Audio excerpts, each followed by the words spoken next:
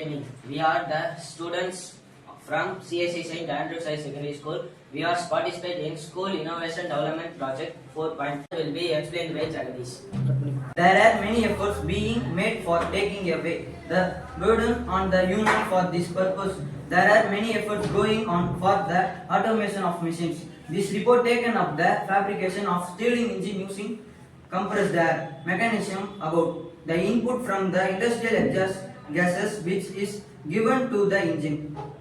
When the piston actuates inside the cylinder, the reciprocating motion convert in rotary motion, then the rotary motion given as input to the generator. To generate electricity by using the bell. Our project image will be displayed. This is our project video.